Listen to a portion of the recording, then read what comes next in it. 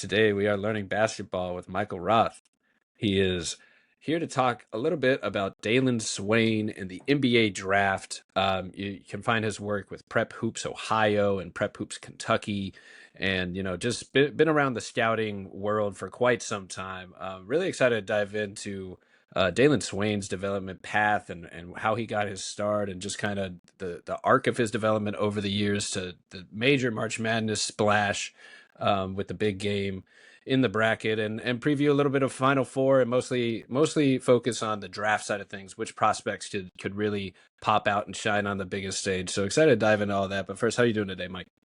I'm good. I'm good. It's a pretty sunny Monday morning, early afternoonish here in beautiful Cincinnati, Ohio. So had some nice weather this weekend. Got to see a majority of the Sweet 16 and Elite Eight games, some high level basketball, and a couple blowouts. But we'll take the excitement. Shout out UConn for going up 20 on Michigan State and making that a great game, and going down almost 20 versus Duke and making that a great game. I might have caught myself complaining in a group chat during the midway point of both of those games, like, damn, these are boring. And then they both turned out really fun. So shows that's one thing that I usually don't tweet out public stuff in the first half of a game, because you never know, unless you're tweeting out positive player analysis who's like 9 for 10 from the field for 25 points. Usually just wait for the final buzzer to go, because things can change very quickly in today's basketball climate with more scoring, more 3-point shooting, like a little higher variance in the middle of the game. So yeah, that's just something I was thinking about. Like, unless you're doing prospect based analysis, like, maybe let's save all the tweets for post game. Man, is I know exactly what you mean, and it's tough between like how maybe a fan would tweet versus an analyst versus a scout, and at the end of the day, I don't know if everyone really realizes, like, if you work in basketball, you're a big fan of basketball. Like, you're working really hard, watching a lot of basketball, probably not getting compensated appropriately for the amount of work you're putting in.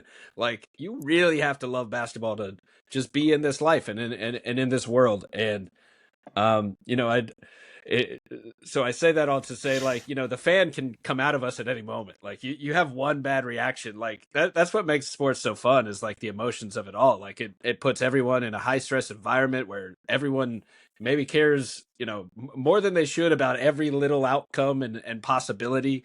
But it all adds up to the win and loss at the end. So that's what makes it great. And I gotta catch myself in the middle of a game, like, say a Magic game comes around.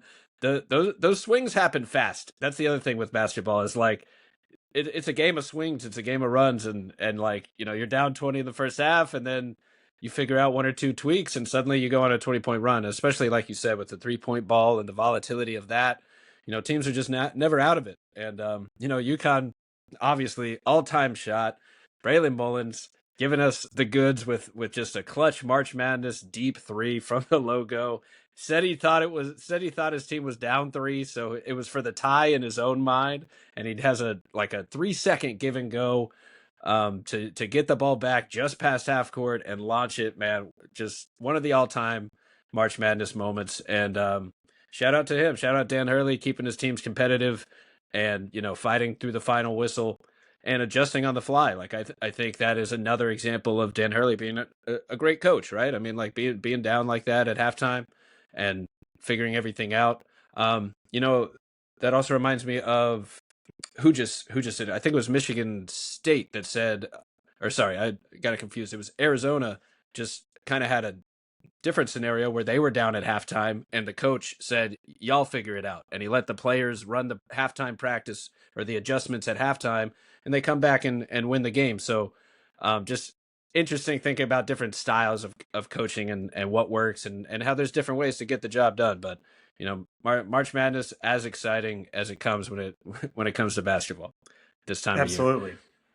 And so on Dailyn Swain, I would love to hear a little bit about just kind of when you first started covering him and where he was at with his game at that time, and just some of the early development arc that you saw from him as he kind of went through his path in basketball. Yeah, so I saw Dailyn first play his, I think, freshman year of high school. So he was always young for his grade. Like he graduated high school at 17. He turned 18 the summer going into his freshman year at Xavier. So he played his entire freshman year at 14, entire sophomore year at 15, entire junior year at 16, and entire senior year at 17, which in today's climate, yeah, sometimes you see freshmen who are about to turn 17 years old. So a very different, like, sort of career arc for him. He came in, probably was already about 6'5" as a freshman. So a bit of a taller wing as a young guy. The flashes were intriguing from the moment you saw him play.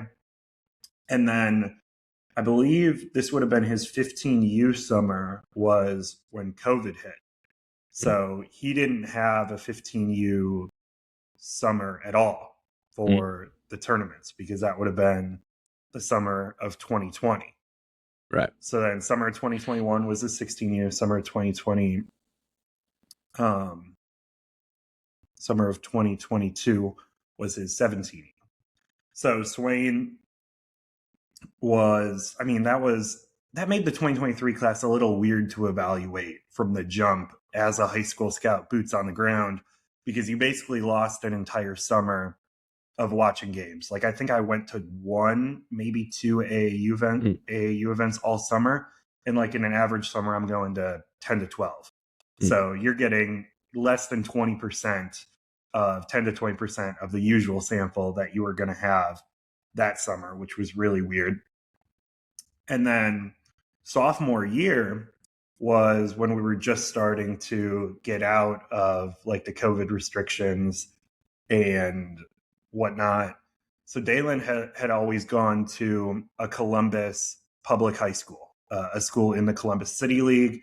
And those schools dealt with COVID very differently. Most inner city schools had different regulations. They were dealing with different situations, whether it was due to staff, faculty, busing, like getting kids to school, kids maybe not having the same technology available to study remotely compared to other kids in more wealthier suburbs.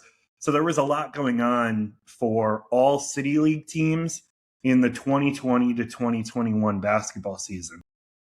A prime example, Keyshawn Hall was a senior at a Cleveland public city school that season, and he actually transferred to a school outside of the Cleveland city. He went to Cleveland Heights, which is a very close suburb of Cleveland, to play his senior year because the whole conference didn't even play basketball. The Cleveland Senate League did not play a single game the 2020-2021 season when basically everybody else was playing socially distanced games, like only parents in the stands, everybody's wearing masks on the bench and whatnot.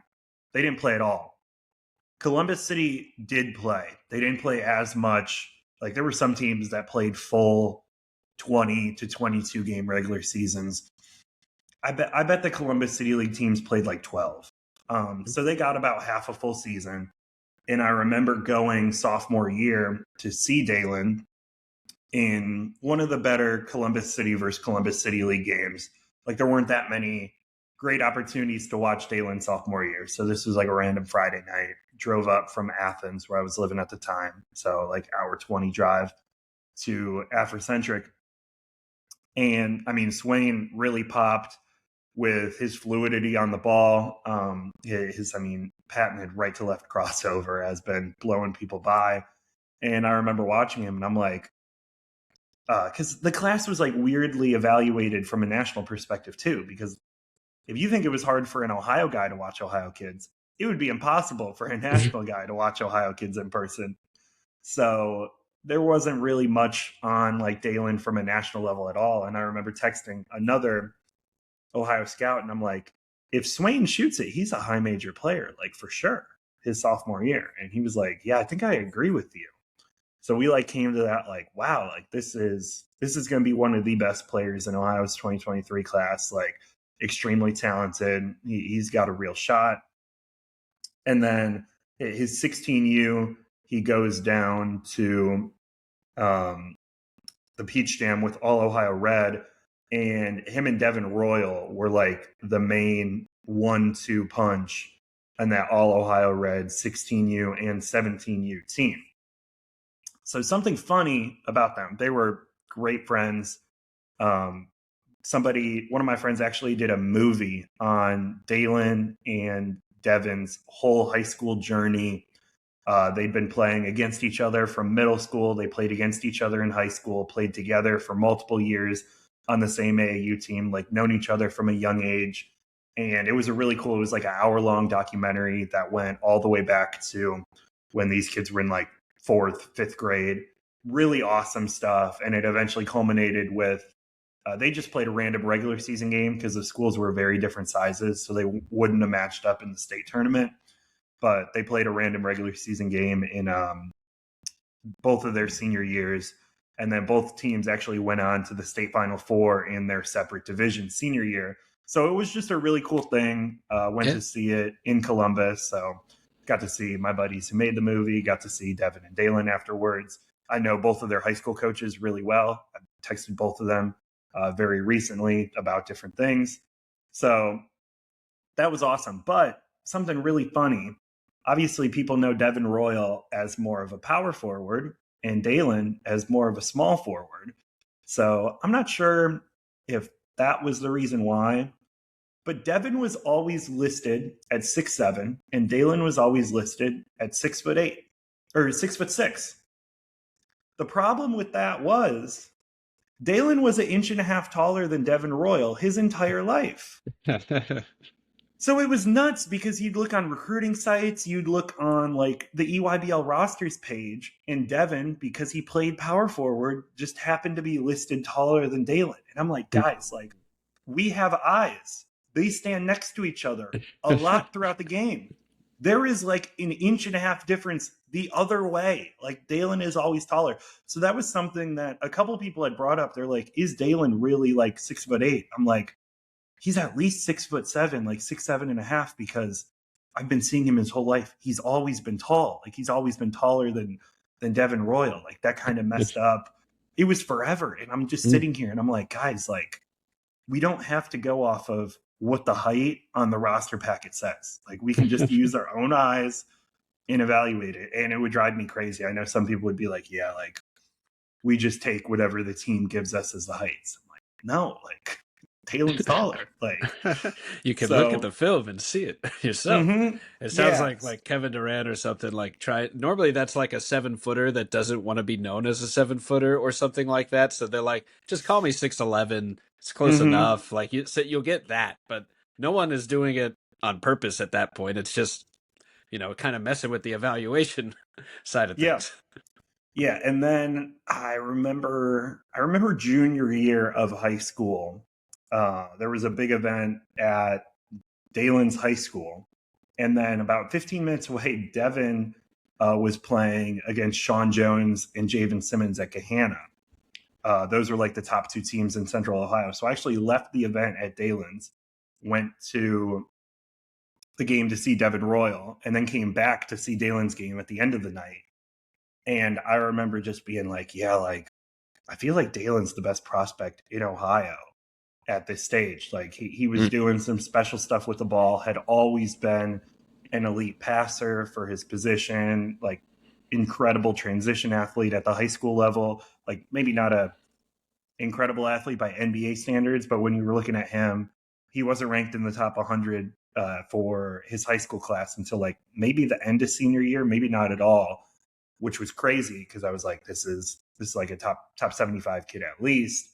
And like he just did a lot, so fluid with the ball in his hands, but it was always the shot. It was like, well, like the form isn't awful, doesn't really look to shoot. He's got good touch on layups and floaters, and like occasionally gets friendly rolls on free throws, but the shot was always an issue. So flash forward to their player's senior year, and Devin took a big jump his junior and senior year. Devin really popped off and was the most dominant high school player. And the way we do our rankings at Prep Hoops for a state-by-state basis is we rank players off college production. Like, how productive are you going to be at the college level? And I actually ended up flipping at the end because Devin's high school production was so undeniable. Like, he was an incredible high school player. You see some of the stuff at Ohio State, like his hands are incredible, great alley-oop finisher, good in the mid post, like inside 15 feet it in as a scorer, despite being a little undersized for like a power forward at the Big Ten level. So I ended up putting Devin over Dailyn in our final rankings. They flip-flopped at the end, whiffed on it. Devin was probably a more productive player freshman and sophomore year, but then the gap that Dailyn has sort of stretched out this season, he's obviously should have been number one. But yeah, and then you go to Xavier, and when he first committed to Sean Miller and Xavier, it was sort of all right. Like, Sean's a very intense coach. It expects a lot out of you. It is going to be hard on you. Not going to like sort of pat you on the back and give you a hug and tell you everything's okay. Like, that's not the style of coach that he is. Like, he expects a lot out of his players. Sort of the tough love guy. Obviously, one of the best coaches in the country. So a lot of people were like, Dailyn and Sean, it'll either be a match made in heaven or he'll like end up at the mid-major level if he can't handle that type of coaching. And obviously it went one direction very firmly. It went in the positive direction for Dailyn. I think you started to see sophomore year at Xavier that, all right, yeah, this is like a very real NBA guy. Obviously wasn't ready to leave for the draft after last year, but everybody sort of knew by the time going into his junior year, wherever he was going to go in the portal, you're like, yeah, you're adding like a potential all-conference player, a likely NBA draft pick. And I mean, those guys as juniors at the college level are usually pretty fantastic players. I don't know many NBA teams who draft non-productive upperclassmen from the college level. So, I mean, everybody has seen his growth from, I feel like, sophomore year at Xavier to junior year at Texas. And I mean, I've been surprised with the 3-point shooting growth that Dailyn has shown.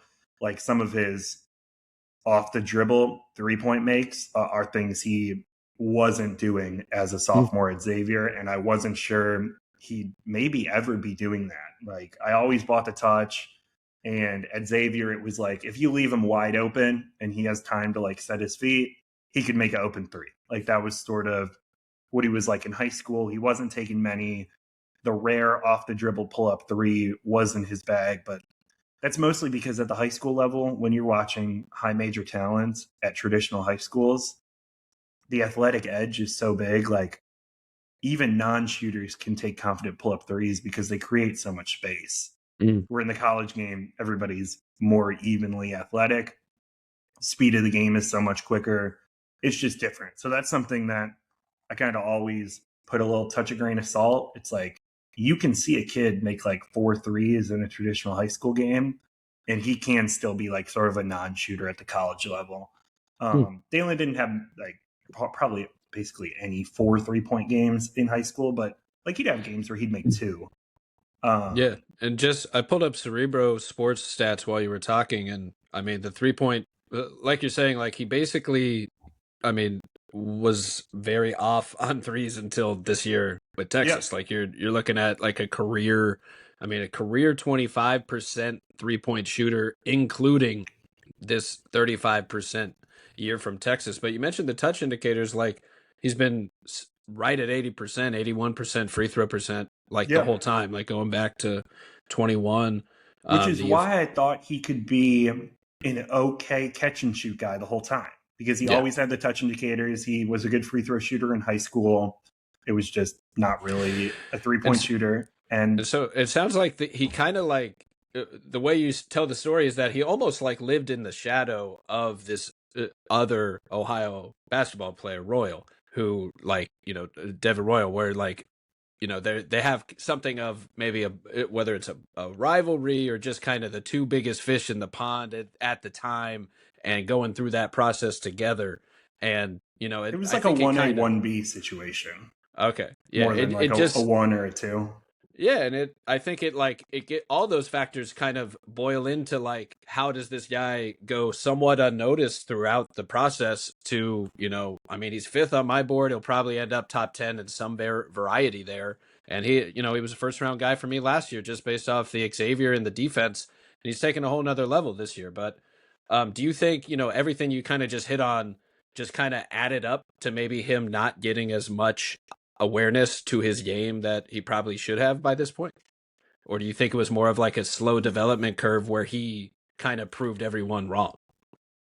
Probably a mix of both. Like he definitely did have a sort of slow development, and like I thought he was a little late to the party getting ranked by some national sites, but I didn't think it was like an egregious miss at the time Mm. by like the national sites, because he came into Xavier as not like oh yeah, this guy's gonna like start freshman year and like make a big impact. So I thought, let me look where he was Yeah, and just a fun ranked at the end just of to his. measure his impact based on Cerebro's numbers here. His first year at Xavier, just a plus 5.9 CRAM, which is their all-in-one impact metric. That jumps up to 8.3 from 6 to 8.3 in year 2 at Xavier, and that jumps up from 8.3 to 10.2 in his at Texas. And just for a frame of reference, like all the top 10 picks are about 10 or higher CRAM. So like he's playing at the level of like a top pick in the country this year, and maybe a little more like a late first last year, and maybe off not on radars the year before for some of these reasons. But just in terms of the impact metric that Cerebro has, his development is very clear at the college ranks in terms of at least his production.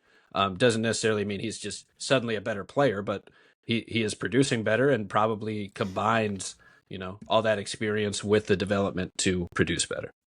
Yeah, so he ended 89th in the 247 composite rankings for that year. And Mm. honestly, if you would ask me his senior year, I probably would have had him somewhere between like 60 and 80. Okay.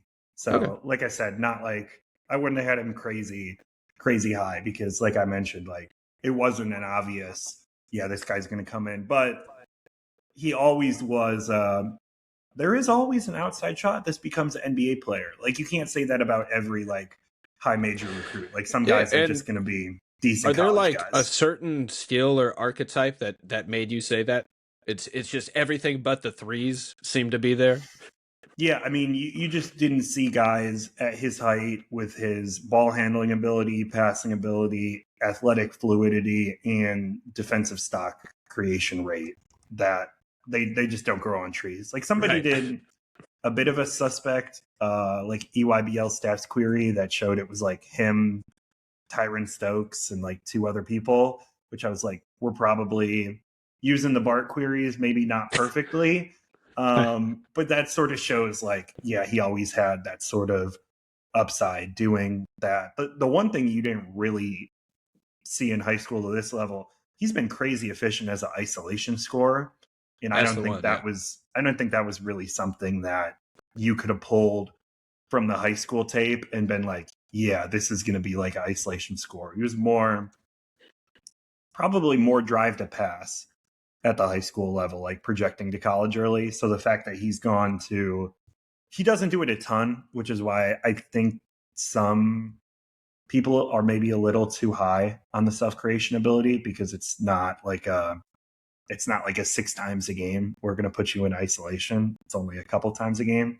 Yeah. But the fact he's so efficient at that is incredibly impressive. So I just wanted to highlight that he's at 1.64 ISO PPP points per possession, which is like insane compared to just about anyone else in the class. And, to underline your point, he's had insane development as an ISO scorer, which is really rare. I mean, the ability to like create your own shot and score effectively using that athleticism, the handles, the start stop body control, like that is very key in today's game. Like you have to be able to score yourself and also create out of those self creation abilities. So I think that is definitely one of the things that stands out about his game. Like he's just like you said, incredible slasher, scorer, downhill driver. incredible handle for his size at 6'8". I was going to ask you, do you know his wingspan? I tried to find it before, but like you said, the measurements are a little off. But he has one of the longer wingspans of any prospect in these classes, right? Yeah, I'd assume he probably measures like 6'7.5" height, and then maybe like a 6'11" to 7'0" wingspan. So probably like Yeah. a +4 ish Yeah. So, wingspan. I mean, like to me, I see like there's traits of a plus defender, a 6'8" wing that can guard one, two, maybe three, with that, and the ball skills are so incredible at that height that you just kind of believe he can develop some of the other ones. Like you with that level of handle, that free throw percentage, those type of indicators. Now the ISO PPP, you kind of assume he can probably develop the 3-point shot a little bit. There's some indicators there, but to me, the thing that stands out about him compared to all like the guards in this class and just all the prospects in general, what puts him a little higher is the two-way impact combined with just the versatility of his game. Like a self creator that defends multiple positions. Like you already have ideally plus impact or plus defensive impact, just holding his own and also being able to switch and guard different positions. And he has multiple ways to carve out an offensive role at the next level between his ability to drive, score, make team first reads, and dribble and create his own shot, get to any spot he wants on the floor, and just very dynamically move through defenses that is really rare for his size.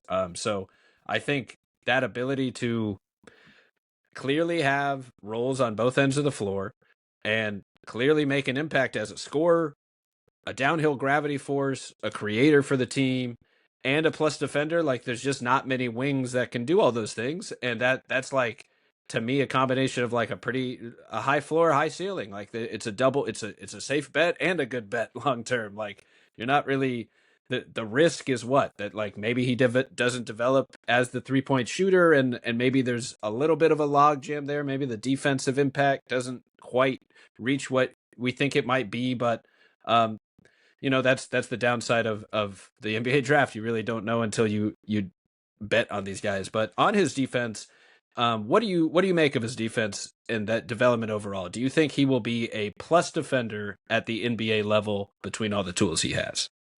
Yeah, so I feel like that's one thing that kind of is going a little ignored in this like whole NBA draft cycle. I feel like a lot of the top guys probably project as negative defenders, Yeah. um, Yeah, and they're a which is little an lower on issue. my board because of it. Like that's just I am a Yeah, little lower on some consensus guys for that reason. And I mean, you have to be like you don't have to be Steph, but like you got to be like I don't know, like Bradley Beal, Trey Young, like so high offensive impact that it like you're making up for negative defensive impact. Like yeah, if you end up on that chart, like you need to be a +8 on offense to make up for your -4 on defense to average at superstar impact of the 4 and yeah. meet on the other side.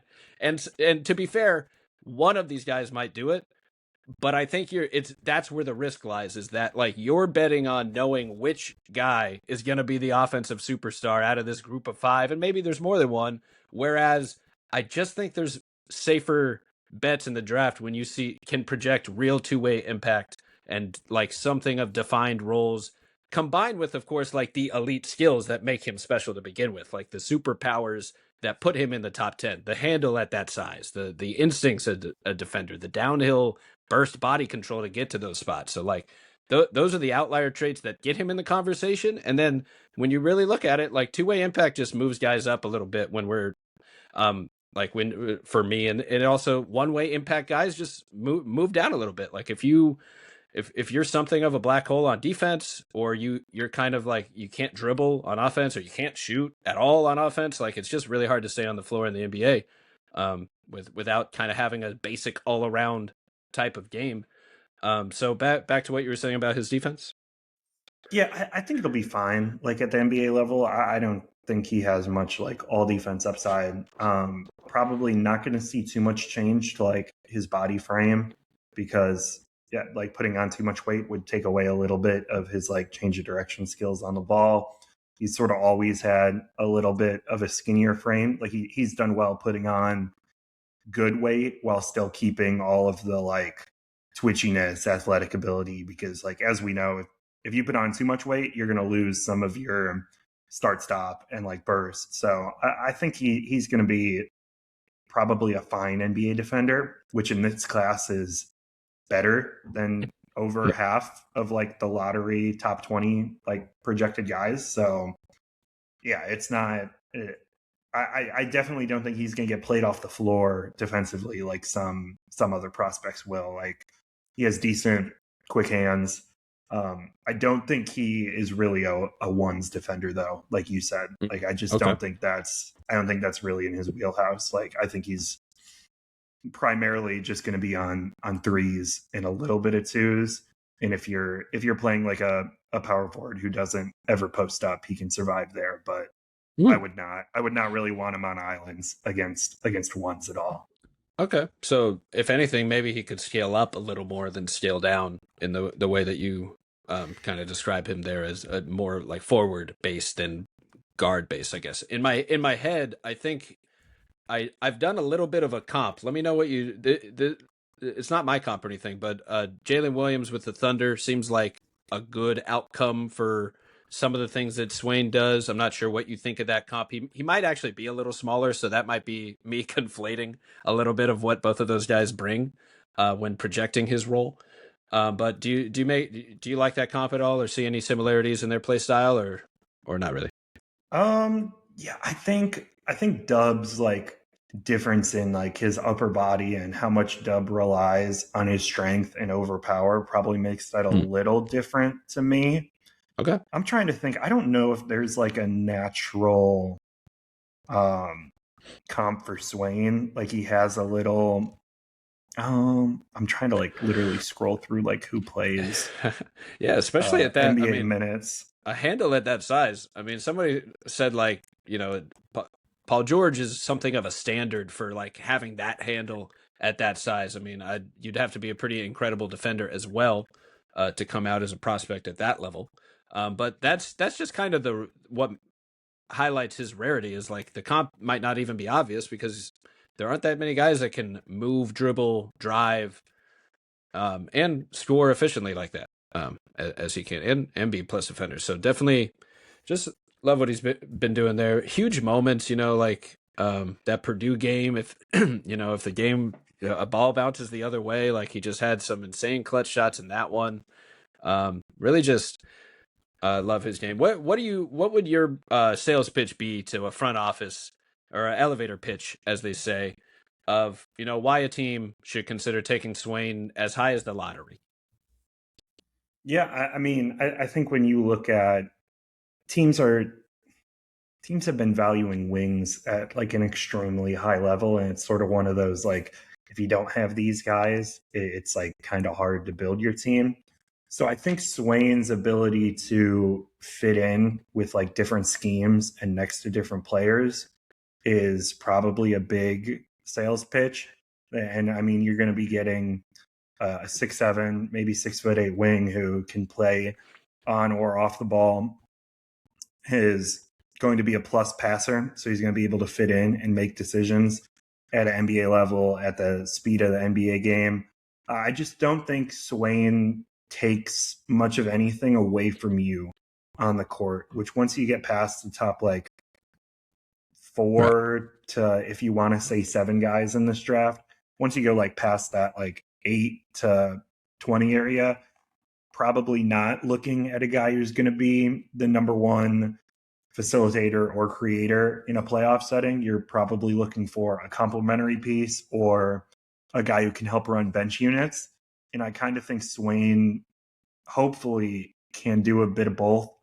I'm not sure how much like the isolation stuff is going to translate, but I think ideally if you get a connector piece who's not going to be played off the floor defensively, who can hit enough open shots to not like mess up the spacing from the wing level, and also has enough on-ball juice in late shot clock situations and helping out bench units. Like I think there is a lot there. It's ironic I am a little lower on Swain than you are. Like I won't have him around 5, but like to me, I think there's just such a clear top 4 in this draft, and you can make a case for probably like 10 to 15 guys at number 5. I Yeah, fall exactly. a little lower on that tier, from like 5 to 18 on Swain than you do, but Exactly. I think it's such a it's the clear same top tier. four to me. Like it's Yeah. not even to me. I laugh when there's sort of a board that doesn't have the main top four, at least all in the top five. I'm like, these guys are all really, really good. They're There's special. I not much mean, more to say. Like they're yeah, all like those top four could be like number one picks like any other year, basically, in a less loaded class. And I am with you. I've gone around a few different times with that.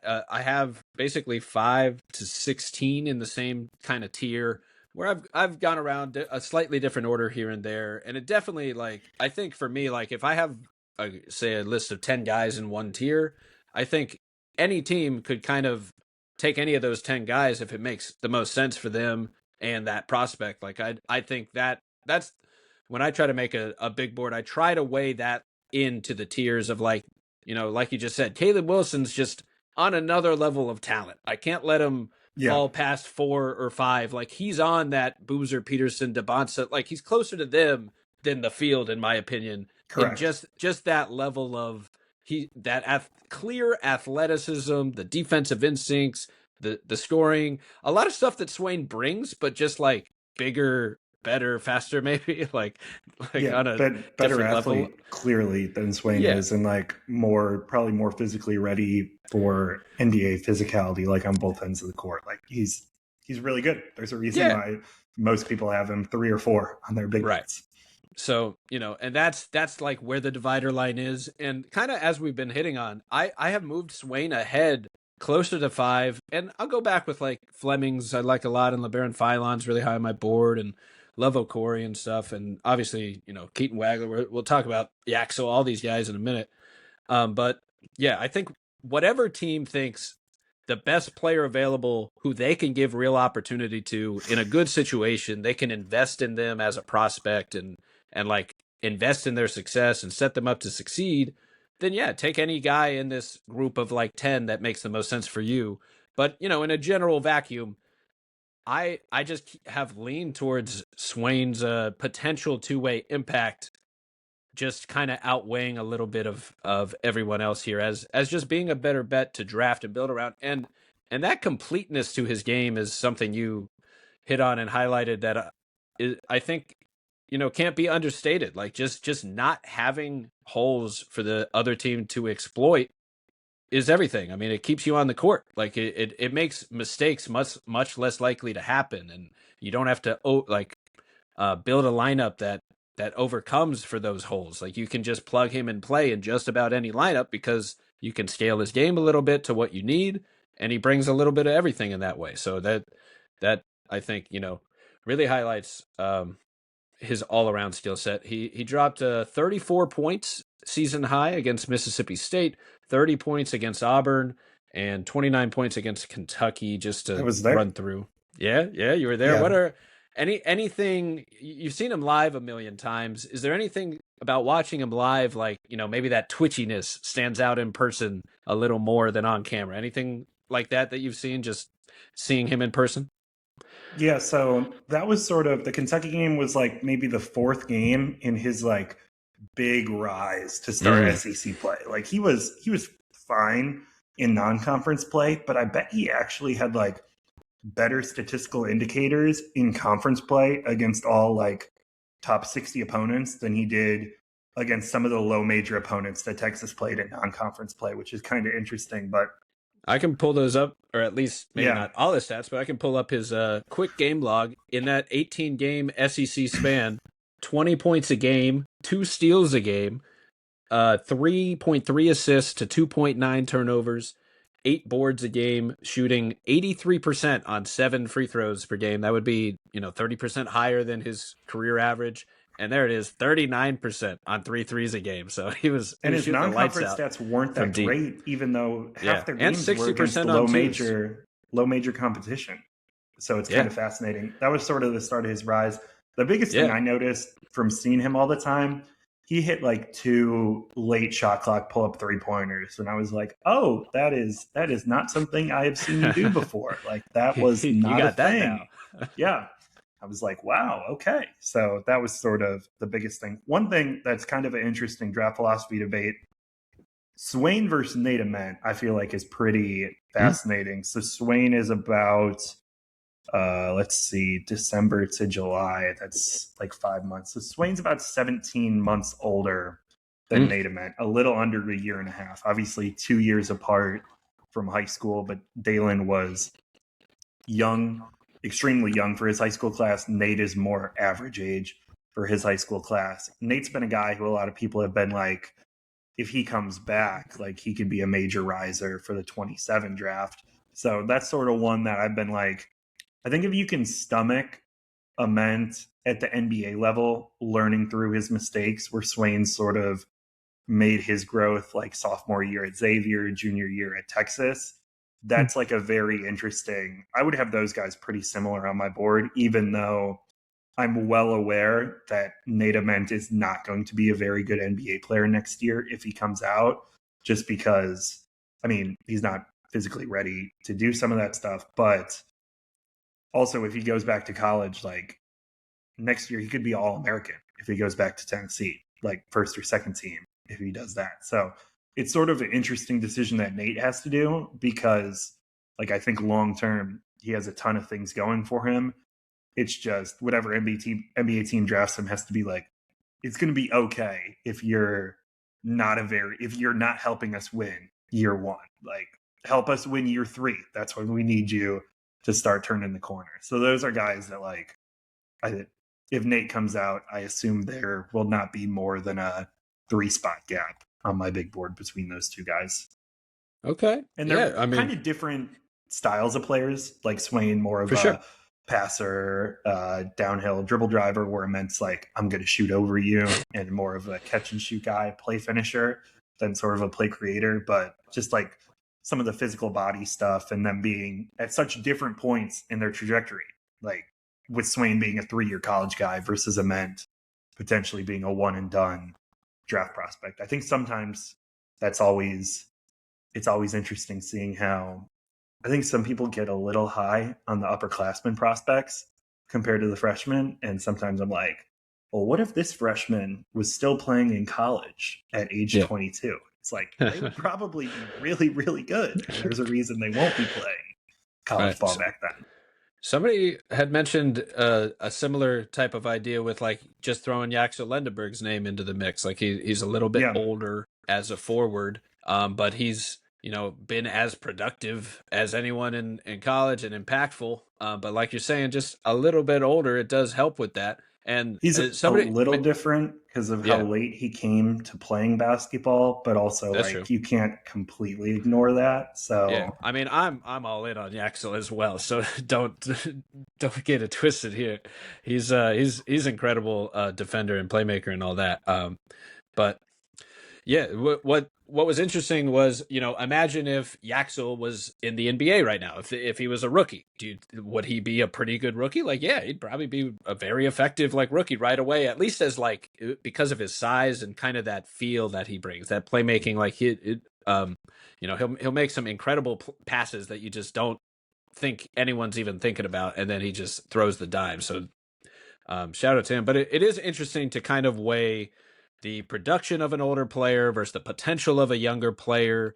We have different scenarios and incentives now where some guys it just makes sense to come back and try again next year.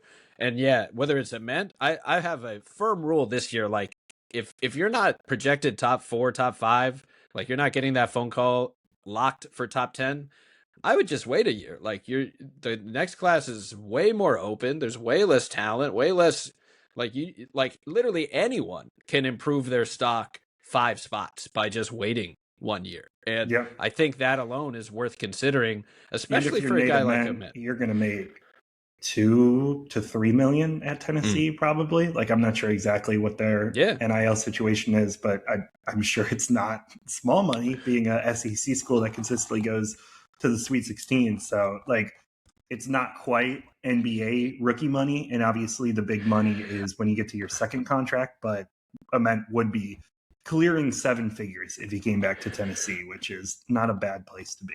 Yeah, and to that point, like I just looked it up. If these numbers are right, like say he would make 3 million to stay at Tennessee, if he fell to like 15th, that's about 3 million per year or 4 million per year. If It's he's just getting to drafted, the second contract. That's oh the yeah. Yeah. No, the incentive, the long-term financial incentive clearly is get in the NBA as soon as possible. Get those 7 years of eligibility started so you can become an unrestricted free agent, maximize it. I was just saying relatively, like he will yeah. It's literally, not he could crazy make for the next like, year. yeah, for next year it's pretty close. But the other idea is if he jumped up to like the fifth pick next year, that is a You're making a difference of lot like more on seven the to rookie ten deal. million Yep. on just the rookie deal as well. So you could kind of like, if there is any short term incentive there, then maybe there's a path that makes sense that way. But I do think it's interesting to weigh potential versus production. And I have definitely gone as the NBA has too, I think, just slowly started valuing more of like quote unquote good basketball players that are showing, they've shown what they can do. Like Franz Wagner got that tag in the draft as just, low floor, false ceiling or whatever they call it, of like clearly a good basketball player, but saying like, oh, that's as good as he'll ever get. A 6'10" guy that can defend, dribble, pass, and shoot and score or whatever. Like that that's it. So like obviously there's a little bit of like ev- that that could sound wrong, but like everyone kind of knows everything and no one kind of knows anything all at the same time. Like we're all projecting and using the tools we have for that sense. But yeah, I do think those three are an interesting mix of prospect. I lean Swain for sure at the moment, just based on the production and that development curve that we've seen from him.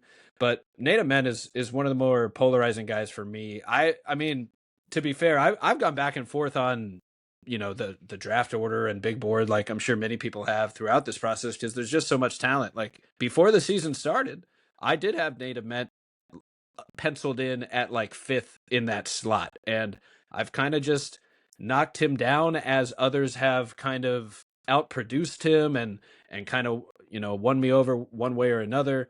I do think like his talent is very clear. You can bet on that talent, and if you believe you have the development staff to get the most out of that talent, then there's a real NBA player there. And like you said, like the other scenario is like if you just throw him onto like a good team with expectations, like things could get ugly pretty quick. Like it might not go well at all. He might not be ready for year one or year two. He could, you're upsetting fans because you use a lottery pick on a guy that's not playing. But like guys need 3-5 years to develop into their full game sometimes, and he might be one of those guys. Like he's clearly got certain skills that will translate. So him having a little bit of opportunity to make mistakes through development, to build out his NBA body, for the game to slow down for him and have his processing kind of develop through that. Like Portland comes to mind as like they're still kind of in fun rebuild mode. Like maybe they don't have too many expectations to win, even though they're like They pretty probably good. should. They're kind of about to get those expectations, so they might Correct. be just Which is a why little they're too late for probably not this. the team. Yeah. Yeah, just a little too late, but they were that team like maybe last year, and that's the kind of pick that like Yang Hansen kind of felt like for them. Like maybe there's a real star talent down the line. We don't need him right now, but let's just see. We love this guy. Like this is our guy. So Yeah. it I only guess takes one so. team. Yeah, exactly. It only takes one team to love a guy, and we've talked about before on the pod. Ament just has so many tantalizing attributes that he's going to get himself drafted somewhere, and someone's going to bet on that. But I do agree. He's a guy I think could increase his stock by coming back. But he'll have to talk to his accountant and figure out how many millions more he would make by entering over the next 10 years versus staying. And I'm sure there are a few different scenarios um, between NIL and stuff that affect that. So it is pretty interesting there. You want to switch over to the Final Four preview here and talk a little bit about just any prospects that excite you in this Final Four. Is pretty cool that we've got these great teams and they've all got at least one NBA guy on there, because that makes it a little more fun for the draft side of things. Just keep get to see these guys on the biggest stages and just have these cool moments, because I try to not forget as well, like just how big college basketball is at this stage. Like for a kid especially, like it is the biggest thing in the world to be on that stage. Like it is. They might have future NBA dreams, but like it doesn't get, the lights don't get brighter than that moment. And it's just awesome to see these guys go through it. And it's tough. There can only be one. There's a lot of tears in the locker room. A lot of guys that think they're going to be that, have that magic season. But Illinois, Arizona, Michigan, UConn, they're the ones that made it through. Let's start with just pick a prospect for me. Do you have any favorite prospects on any of these teams that you'd like to highlight and start with? I think Michigan, to me, their like sort of prospect hierarchy has been I've kind of stayed firm on it, and I think that like Mara and Yaxel are very clearly lottery level guys for me. All right. I've been a big Mara fan from when he was at UCLA. Like his like per 40-minute numbers at UCLA were really, really good. Mm. Like was a crazy productive guy in the Big Ten last year, and obviously has taken that to a whole nother level this year. He's an interesting one because I think he's kind of similar to Swain. He's a junior, but I believe he came over to UCLA at an extremely young age for a college freshman, where we're seeing some of these like European guys now coming over at 19, 20, in Right. DeRitter's case, 22 for Virginia. But Mara is a guy who's just like been on a steady improvement timeline, and just to me is like a no-brainer lottery level guy. I mean, Yaxel's been talked about plenty, but I'm a big fan of 7'2" and taller centers. Height is a valuable asset if you are going to be an NBA center, and Mara definitely has that. It'll be How about interesting. this for Mara real quick? 17, is it 17, 16, 17 blocks in March Madness with 3 fouls through Yeah. through both March Madnesses. So 5 games in March Madness in his career. Like, what is that ratio? 17 to 3 blocks per foul. So just wanted to throw that out there. Smart defender. Mm-hmm. Yeah, and I mean, obviously, he got great touch around the basket. Not a great free throw shooter, career 57%, but it's just, I think we're seeing guys like, obviously the national title a couple years back was Klingon versus Edey. I was really high on both of those guys. Mara, not quite the level of prospect that either of those guys were, but has like some similar defensive ability, like size, rim protection skills. Like he just, to me, projects as, at worst, like an impactful 18-minute a game backup center, which like that being a floor seems really, really good in this class. Traditional big men. They're back like they never left. I feel like it'll be a big Final Four for Morez Johnson, who's kind of had some weird postseason games recently, like against Bama and Tennessee. So him maybe bouncing back versus Arizona is kind of going to be essential for Michigan, because Arizona and Michigan are probably like the two biggest and strongest teams in the country, like on a 1 through 5, like 3 through 5 basis, positionally.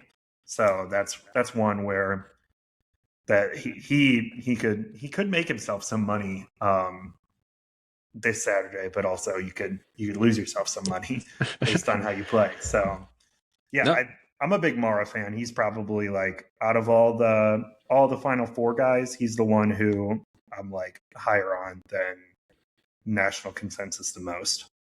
Yeah, no, I'm glad you shouted out him. He's someone that's definitely just caught my attention and moved up on my board as well as the year goes on. He's just the whole Michigan front court is just physically imposing, and he's just kind of on the head of that, I guess, with their size. Like he's he brings traditional big man skills, and I know I have had to reflect on my own scouting process to kind of bring back where I thought the league was going in terms of every big man might need that, to more of, you can't have more than one non-shooter on the floor at a time. And there are a lot of things that big men do that don't involve shooting that help teams win. And if a guy like Mara is, elite at those 3 to 4 to 5 things, that's something you want to bet on for real two-way winning impact at the next level. And like you said, like worst case, it's a backup big. But best case, you got a play finishing starting center in the, you got Jared Allen's a prime example of like a true star level guy that really just kind of does a few things really well. Like he's an incredible defender, incredible rim protector, incredible rim roller. He's not creating anything, but he's finishing everything. And that's a real role. Like the actual like idea of play finishers has almost become underrated because everyone wants to find the next heliocentric scoring creator that can just do everything for everyone.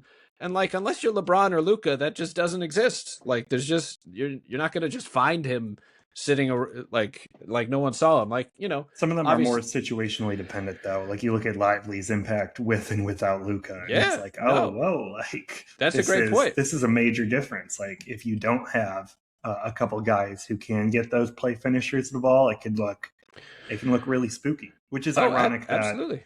the Mavericks decided to break up that pairing, make your second year player extremely less valuable. Right. It makes no sense when that's a great point that like you drafted him to play with Luca, and then after going to the finals, you're like, never mind, guys, we're not going to do this anymore. We're good on this. We're good with all that success for the team. Mm-hmm. We're just gonna take a beat and then start rebuilding from here. But that is a good point that like the play style, and that comes down to like the draft and the team that who you're taking. Like for example, if you have Luca, you might go out and target one of those guys, or if you had a Cade Cunningham and you need someone to roll with him, like you might go target someone like that. Obviously they have Duren now, but those, if you have a creator or a pick and roll heavy system in place, and that's what you're going to be building for a while, that's the kind of guy that makes a lot of sense to draft for your team. But like you said, there are definitely guys that like Aaron Gordon comes to mind, like a play finisher type versatile guy that is a lot more effective as the second or third banana next to the star than asking him to just like create everything from scratch and just be everything at once. Like it's a lot easier when it's kind of a connective piece, I think, in that sense. But Mara has definitely moved up a lot for me. I really like the dunk he had in like the first game of the March or the final, what was it? The Elite Eight, I guess, matchup, just on Sunday. Just insane. He's backing down the guy and turning around and dunking it on him. Like it should have been like, I don't know, a little like skip shot, like Kevin McHale off the backboard, like the slippery eel move that I would bust out in my post up moves. But nah, he just turned You around and weren't dunked dunking it like home. him? Not yet, no. Haven't Only no, on the never, little tyke soup? yeah, when I got it set to 9 feet, you got to watch out. You Yeah, got to watch I out. bet. But not at the 10-foot one. But Yaxel, I'm glad you brought him up. He is another guy that is right in that top 10 range for me because I have come around to valuing what he brings a little more than the potential of a lot of the guards. Like he's just clearly got the size and athleticism, the defensive impact. The BPM numbers are off the charts. The playmaking feels special, and the scoring versatility stands out. Like he can score effectively in a bunch of different situations, and that to me is just another example of he is very good in many different situations. Like you can defend, you can use him as a defender in a few different ways, and he's going to bring positive impact. You can run the offense through him as a scorer or as more of a hub, playmaking hub type of guy. Obviously, at the next level, I view him more on the play finisher side. So you would want him as a connective piece, not the star creating everything from scratch on the wing, but the guy setting the screen, rolling, hitting the short roll, kicking a pass out, maybe hitting the dunker spot for rebounds. But he's just a guy that between the two-way versatility, the high impact, the high feel for the game, the instincts as a defender, like he's just does a lot of things that you want a versatile forward to do. So the big thing for him, like we mentioned with some of these other guys, is will the 3-point shot hit? That's a big question mark. He's been running hotter than Lendeborg. a blowtorch in March. Well, before the game against Tennessee, he was at 60% in his last 7 games in the month of March, which he's not a 60% 3-point shooter, but right. Yeah, that was nuts to see. Somebody did top shooters playing in the Elite Eight weekend, and Yaxel was at 63% in the month of March. I was like, what? So There it is, yeah, man. I mean, maybe I was like, maybe I am a little too low because, like, I mean, you don't want to overreact to 8 games worth of shooting, but also if it's that level of shooting, you're probably going to be like, maybe a little better than I thought. One thing I wanted to bring up, obviously Arizona is a great team. I think most people are now in consensus that Burries is their top draft prospect. And I've also seen like a lot of smart people pushing Karen Chenkov as like a first round NBA draft pick lock. And like, I need somebody to sell that to me because I've seen it from people who like, I respect their opinions and know they're smart. And I'm like, interesting because I don't see this. So I'm not sure if you've seen like a ton of Arizona, but he was just a guy where I was like, I'm not sure I'm at the same point that some other people are with him. yeah, honestly, I don't know as much about Krivos as well. In terms of his draft stock, I've seen Aristote in person back in the day a few times, and Burries is obviously like electric. He's moved up. Koa Pete, I'm a little shaky on, and draft stock wise. I think the athleticism is clearly there, but the game is still a little raw. The fact that they have Burries, Karen Chekhov, Krivos, and Peat like all as firm NBA guys with a guy like Jaden Bradley as a fourth year senior who's been there 3 years. I mean, they're an incredible college team. I'm just Yeah, yeah, and similar with Tennessee, Krivos like Krivos is a little different, obviously, as a 7-2 center. Like I just mentioned with Mara, that is an advantage being very tall in the paint. I'm not sure it still he's helps. as prolific as a shot blocker versus a foul rate guy compared to our guy Mara. Yeah. Well, I mean, they're definitely loaded, both talent for the college scene and NBA draft wise. I know you said Tennessee too is like it's just funny how loaded they are, but no one seems to agree on who their second best player is. But they seem to have a top five that runs deep with versatile international forwards that can do a little bit of everything. I know Stojakovic is really high for me among that group. Just really like it, and not for any reason that his dad gets stereotyped as one of the best 3-point shooters ever. Like it's not really for that reason at all. He's like an incredible cutter. He's not really much of a shooter. He's an off ball mover. He's a slasher. But like his kind of the way he moves around the court, the versatility, the defense, and the kind of off ball movement of it all, like really stood out to me about his game. Did you have any favorite Tennessee guy, or sorry, not Tennessee, Illinois guy, other than Keaton Wagler, of course, in top 10 talks? I mean, every interview and like interaction I see of this guy, he seems insane, but like Merkovich just does a lot of things that help you win. So I think he would be one I'd be doing extensive interviews on and deep dive on his personality because he says some extremely funny things and is very blunt. So I think you can probably get some interesting things out of him. Like his strength, his rebounding ability, like interior scoring, like he just does things that I think help win. I mean Stojakovic it's been impressive seeing him sort of bounce back almost this March Madness, like the last 3 games, so not count the game against Penn, 21, 13, and 17 points.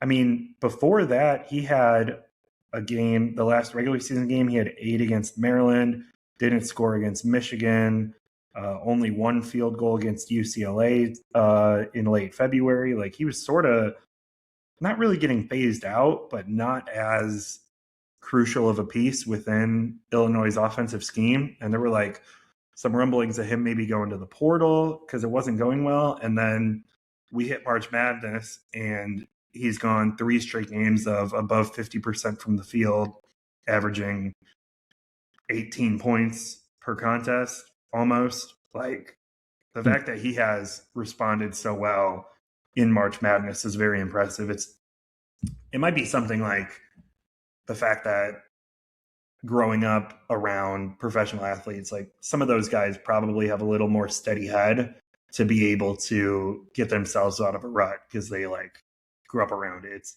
probably one of the advantages of being a son of a professional athlete. Like you're probably a little more aware and like more even keeled than people who like sort of just got to this scene. Like they were never kids who never hung around NBA games or like professional athletes growing up. It's probably a minute advantage that athlete kids get.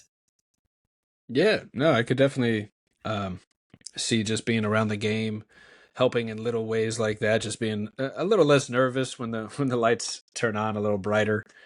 Man, how many first round picks do you think are in the Final Four or will end up being picked this year? Like talent wise, we know there's there could be over 10, but how many first round picks will you think are coming out of this Final Four this summer? So you got Wagler and Mullins from the first two teams, and then I assume all of Yaxel, Mara, and Morez go round one. I mean, maybe Morez goes back to school. I'm not sure. I would bet on him going late round one. Arizona, I think, is probably the most tricky one. I'm gonna say obviously Burries is gonna go round one this year. I'm going to guess one more of Peat, Karanchenkov, and Krivas go round one. I'm not sure who. Like, if Peat goes to the draft, he's going to go round one, but I'm not 100% sure he goes to the draft. And then, yeah, I'm not as tapped in on the like decisions that Krivas or Karanchenkov are going to have between staying or leaving at this point. So I think that leaves us with Illinois 1, UConn 1, Michigan 2. So I'm going to say 6. All right. I dig it. That's where I'm at too. I could see. I'm with you on Morez. He's kind of like right around that area for me, or where I would think as well. And yeah, Koa Pete probably. He's just been a big time athlete his whole path, and playing on the Olympic team, like clearly has that athleticism.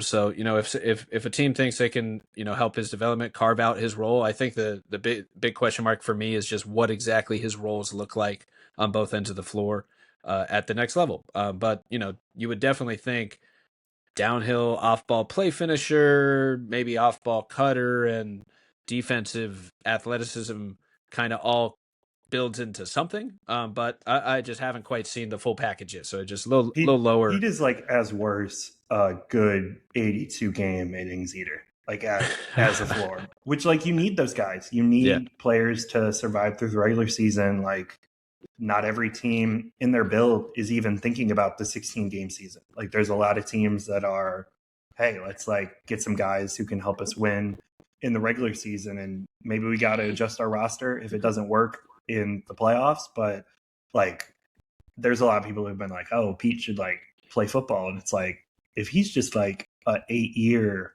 NBA player, like not even a starter, just an 8-year NBA player, he's going to end up with similar earnings that like Pro Bowl NFL players have. Like you don't have to be that great at basketball to make a lot of money in the NBA. It's always funny. I heard a story of another scout. They were talking to like, he said he was like the 15th to 20th ranked high school kid. And he was like, yeah, here's an NBA player. And then he showed him his career earnings, and it was like $87 million. And he was like, you think this could be you? And he was like, oh my God. Yeah, I'd be cool with that. It's like, yeah, like you don't have to be a leading scorer to make a stupid amount of life-changing money in the NBA these days.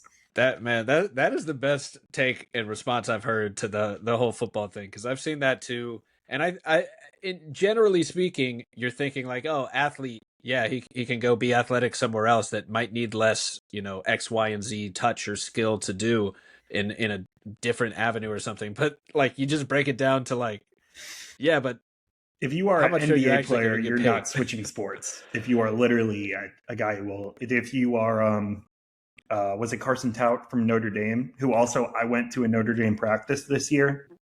You could not pick a better player in the country to quit playing basketball and play football. I mean, this guy is like 6'6", was like nearing the nation's lead in rebounding last year at, I think St. Thomas he was at, goes to Notre Dame, plays super hard. I don't know if he shot over like 50% from the free throw line. So it's like, you probably don't have any professional basketball future. Like, you are a guy who can go give the football thing a try. And that's a very smart decision for you. But if you are in Peat's shoes, who is going to play NBA games, like regardless, like that's not right. a You take sport that change path. I'm making. Yeah, I mean, once you break down the potential earnings, let alone just the health risk of it all, like I imagine, like you combine the potential earnings of basketball and a little less health risk of compared to football, then it becomes a lot more clear of a decision. And as you're saying, like not every basketball player is thinking like they have to be the GOAT, they have to be the best ever. Like these guys are looking for their next career. And like you just said, like if someone says you can make this much just playing basketball, and he's also like he's been that high level athlete in basketball the whole time. So like His whole life. like he's just gonna He get was like penciled in to like leading. first round pick.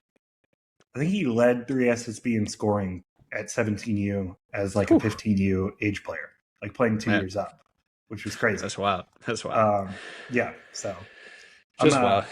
I'm about out of topics, out of time. So any Oh last no, things that's before we perfect, man. close out? We're calling it right here. I was just about to close it off. I'm super excited. Last thing, who you got? Final four, picking it all. Who's winning the bracket? I had Michigan pre-tournament, so no reason to change my opinion there. It's funny. I said all year I was going to take Duke to win it all because you never bet against Cam Boozer in a bracket setting. That's what I did. Then when Big Pat and Caleb Foster went down, I was like, oh my god, I have to switch my picks. Like I didn't buy them not being at 100%. I was like, all right. Like I decided in December I was a Duke winning it all guy, and then in March, a week before the brackets came out, I was like, guess we're going with Michigan. So it worked out well. So I'm glad I did make the switch, but it was an unfortunate reason why I did not have Duke winning it all in my bracket. Yeah, you can't stick to your guns when the whole team changes. Like it's just not the same team. When two of their top 6 rotation guys are not playing or clearly not at 100%, it was like things change like that. Well, Yaxel Dazzle is the answer. Michigan's a really fun team and one of the fun stories. Arizona is. I mean, all these teams are fun. Wagler's had a crazy run this whole year, but I just can't wait to see it play out.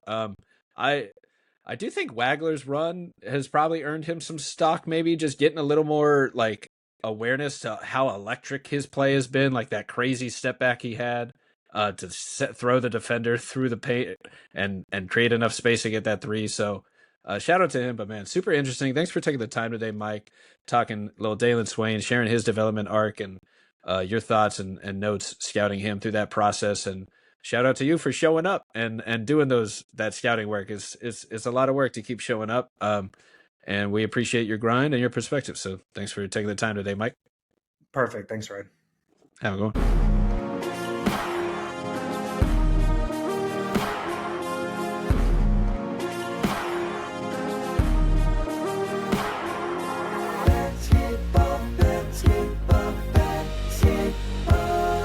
With Ryan.